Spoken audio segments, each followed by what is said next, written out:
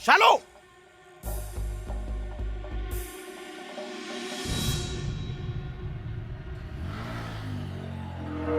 ये कोई टाइम है घर पे आने का? कौन था वो? भैया वो सही कहती है तेरी भाभी, गलती मेरी ही है। मैंने ही तुझे ज्यादा सर पे चढ़ा रखा है। पर भैया मेरी बात तो चुपचाप अंदर चली जा, वरना मेरा हाथ उड़ जाएगा। शालू, चल अंदर, अंदर चल।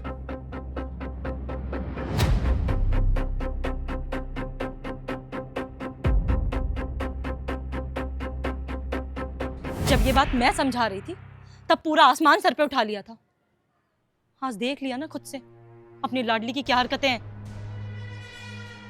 मैं बता रही हूँ रोहित, ये ना हमें कहीं मुंह दिखाने लायक नहीं छोड़ेगी।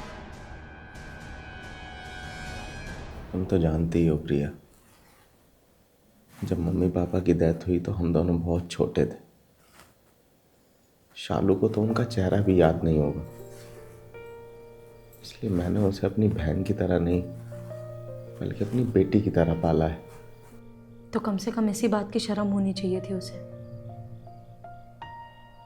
मैं तुमसे हमेशा बोलती थी रोहित कि वो तुम्हारे प्यार का गलत फायदा उठा रही है, लेकिन तुम्हें तो मैं ही दुश्मन लगती हूँ। ऐसी बात नहीं है प्रिया। ऐसी ही बात है रोहित। मैं तुम्हें हमेशा बोलती थी कि उसे थोड़ा कंट्रोल में रखो। मेरे मना करने के बावजूद तुम उसे पैसे देते थे। कभी तुमने पूछा कि उन पैसों का वो क्या कर रही है? अरे मैं कोई उसकी दुश्मन नहीं हूँ, मैं भी उसकी फिक्र करती हूँ। मैंने कभी सपने में भी नहीं सोचा था कि वो कुछ ऐसा करेगी प्रिया। मैं हमेशा से ये सोचता रहा कि वो मेरी जिम्मेदारी है। अब वो मुझसे पैसे नहीं मांगेगी तो किससे मांगेगी? लेकिन रोहित,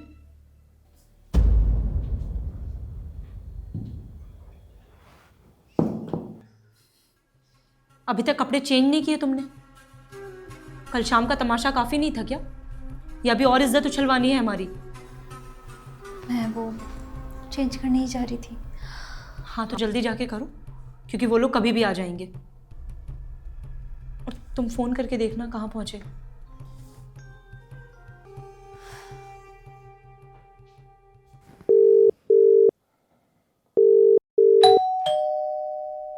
मैं देखती हूँ।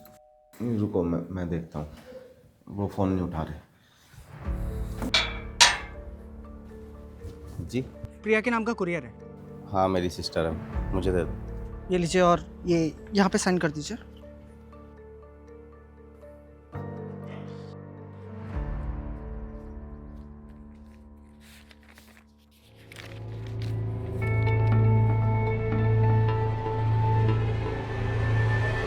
शालो,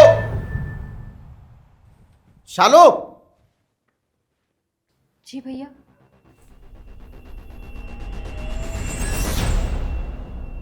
तेरा यूपीएससी एग्जाम क्लियर हो गया शालू। यूपीएससी? क्या हुआ, तुझे खुशी नहीं हुई? भैया मेरी खुशी तो आपकी खुशी में।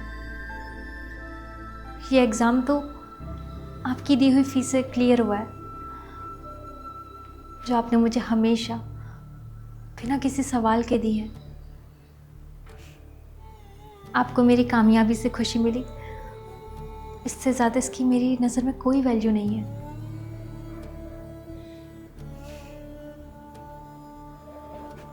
मैं रेडी होके आती हूँ, वो लोग आते ही होंगे। शालू,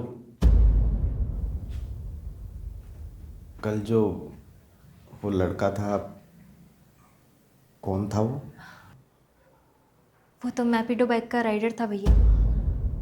तो तुम लोग जो सेल्फी ले रहे थे वो?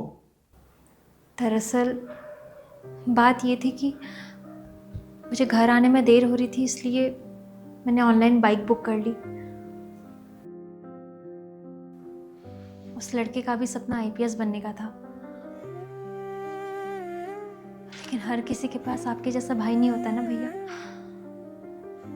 वो अपनी पढ़ाई पूरी नहीं कर पाया, और जब उसे पता लगा कि मैं अपने रिजल्ट को लेके 100% श्योर हूँ, तो उसने मुझे कहा कि दीदी पता नहीं आप आईपीएस बनने के बाद कभी मिलो या ना मिलो, इसलिए उसने मेरे साथ सेल्फी ले ली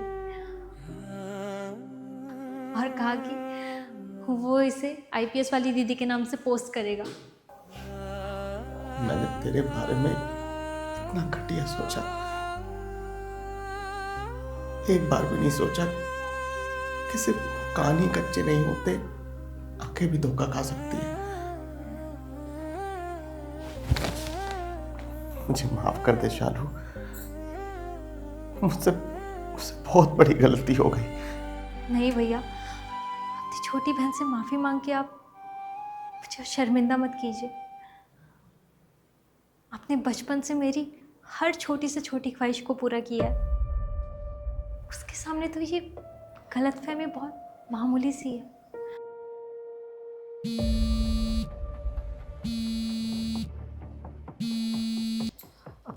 नमस्ते भाई साहब, कहाँ तक पहुँचे आप लोग? हाँ भाभी जी, हम आधे रास्ते तक आ गए, आधा घंटा और लगेगा।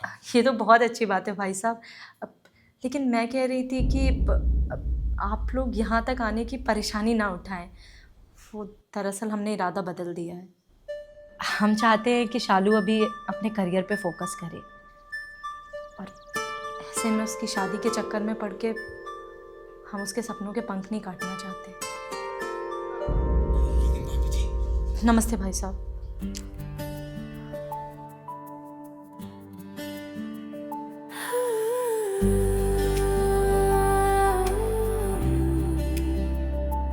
Hmm.